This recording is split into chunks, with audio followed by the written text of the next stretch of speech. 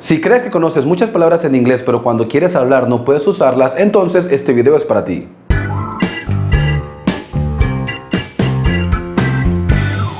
Hola a todos, soy Mr. Rivera y sean bienvenidos a mi canal. Todos sabemos que para poder hablar un idioma necesitamos aprender palabras, pero si no aprendemos palabras, ¿cómo es que podemos comunicarnos? Llegando a otro contexto, si no tenemos ingredientes, ¿cómo podemos cocinar? Simplemente no es posible. Sin embargo, en ciertas ocasiones tenemos cualquier cantidad de ingredientes en nuestra refrigeradora, pero aún así estamos indecisos en cómo cocinar o qué cocinar. ¿Te ha pasado esto alguna vez? Lo mismo ocurre con el idioma inglés. Aprendes muchas palabras para ampliar tu vocabulario, pero cuando quieres hablarlo, no sabes qué decir ni cómo decirlo. Simplemente te quedas sin palabras. Esto pasa porque no has abierto la nevera para poder visualizar lo que tienes. Entonces, hasta que no te des cuenta de lo que está dentro de ella, no se te va a ocurrir hacer algo para poder cocinar. Entonces, la nevera en este caso es nuestro cerebro. Tienes muchas palabras en él que si las ves o las escuchas, las reconoces y sabes lo que significa. Sin embargo, cuando quieres comunicarte, cuando quieres hablar, cuando quieres escribir algo en general, no puedes. Están en tu cerebro, pero no sabes lo que tienes. El problema es que todas esas palabras son palabras pasivas en tu cabeza, no son activas. Entonces, ¿qué es una palabra pasiva y qué es una palabra activa? Tu vocabulario activo son todas esas palabras que ya sabes y que ya conoces. Están en tu cerebro, son activas, así que puedes utilizarlas para comunicarte porque las usas constantemente. Pero por otro lado tenemos el vocabulario pasivo, que son todas esas palabras que hemos aprendido antes a lo largo de nuestro aprendizaje, que probablemente si las leemos en algún sitio, las escuchamos en la radio o en algún podcast o inclusive hablando con alguien, las vamos a reconocer y vamos a entender a cabalidad lo que nos dicen. Pero cuando queremos comunicarnos, no las usamos, están en nuestro cerebro, pero por eso es que se vuelven pasivas, porque no las usamos constantemente. El problema de muchas personas que están aprendiendo inglés es que se centran en aprender más y más y más palabras nuevas, lo cual no está mal.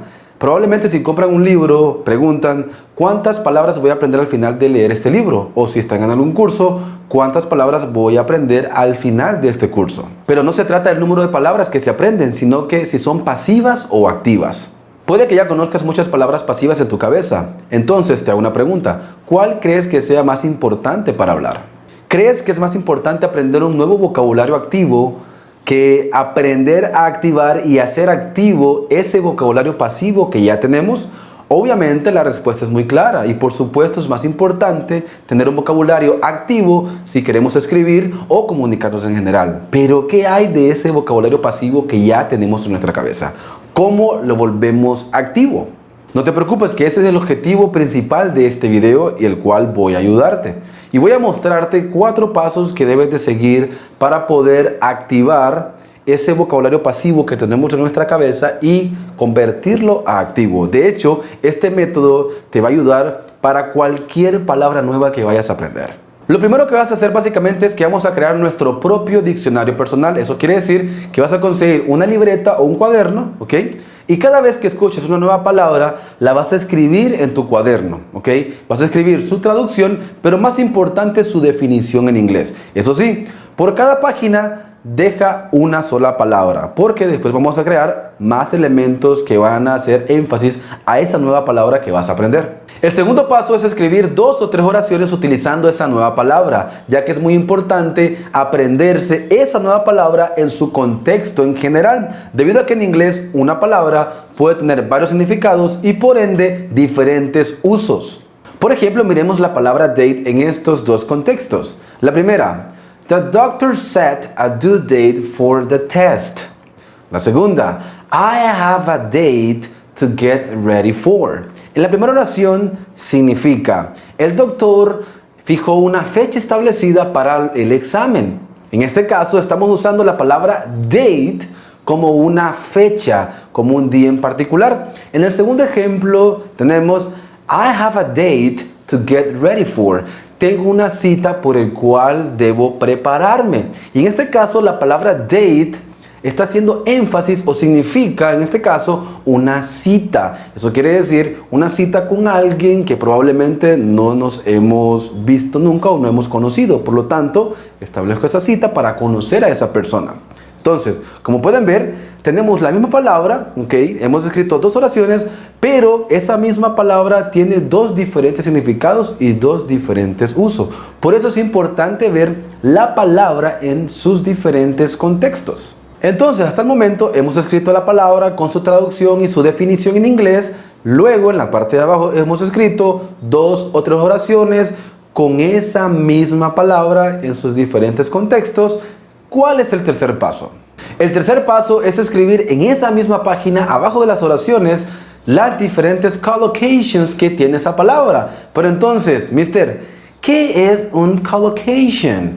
Collocations son esas palabras que a menudo van juntas con otras palabras. Y para seguir el mismo ejemplo de la palabra date, vamos a ver algunas collocations que van con esta palabra. Uno de los sitios más utilizados y el cual yo se les recomiendo a cada uno de ustedes para poder ver las collocations de las diferentes palabras es el sitio osdig.com, en el cual vamos a escribir en este caso la palabra date, que es el ejemplo que estamos viendo en esta clase, y en el cual al escribirla vamos a encontrar lo primero: el nombre de la palabra en este caso y su part of speech, o sea, su parte dentro de la oración, en este caso date como noun, en el cual tenemos la primera definición del contexto, que es un particular day, o sea, un día en particular. Y en la parte de abajo van a poder ver también que tenemos su segunda definición, que la cual ya la miramos, el cual es an appointment to meet somebody socially. En este caso la S y la B significa somebody. Entonces significa una cita para conocer a alguien socialmente. Entonces,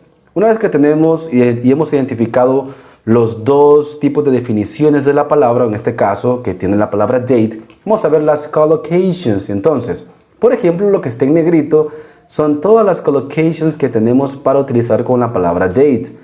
Por ejemplo, la palabra o el adjetivo, como adjetivo en este caso, specific. Entonces podemos decir specific date, provisional date, tentative date, unspecified date, significant date, el cual significa una fecha provisional, una fecha tentativa, una fecha no específica o una fecha significante, ¿ok?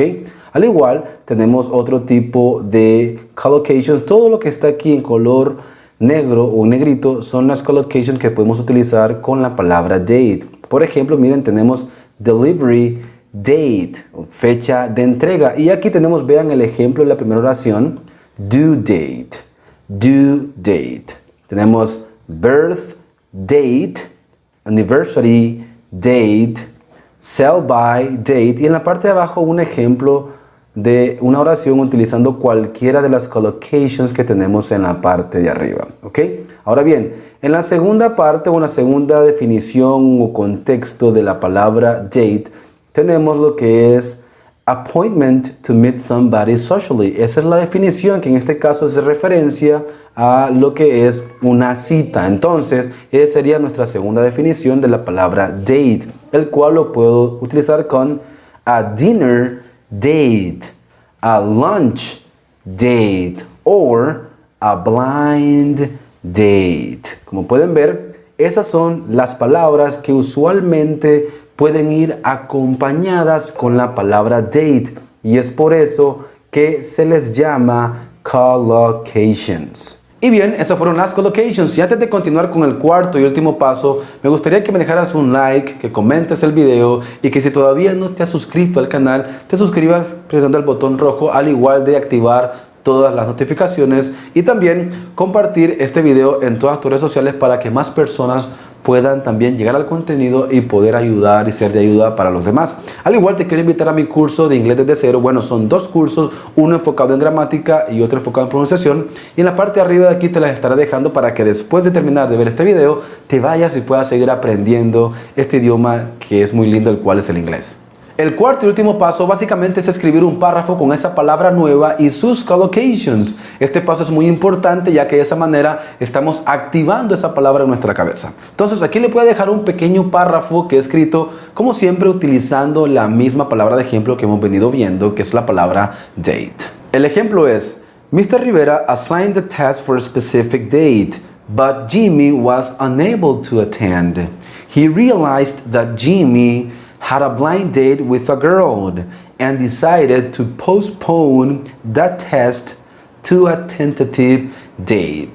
Y como pueden ver, en este ejemplo estoy usando 3 collocations: specific date, blind date y por último, tentative date. Por eso es que es muy importante que al escribir un párrafo podemos utilizar esa variedad de la palabra con sus collocations para que de esta manera podamos ampliar nuestro vocabulario en nuestra mente. Y en resumen, esta va a ser tu página de tu diccionario. Como primer punto, recuerda la palabra con su traducción y sus diferentes definiciones. Segundo, en esa misma página, las oraciones con diferentes contextos. Tercero, sus collocations. Y por último, un pequeño párrafo donde podemos utilizar la palabra nueva que estamos utilizando y sus demás collocations.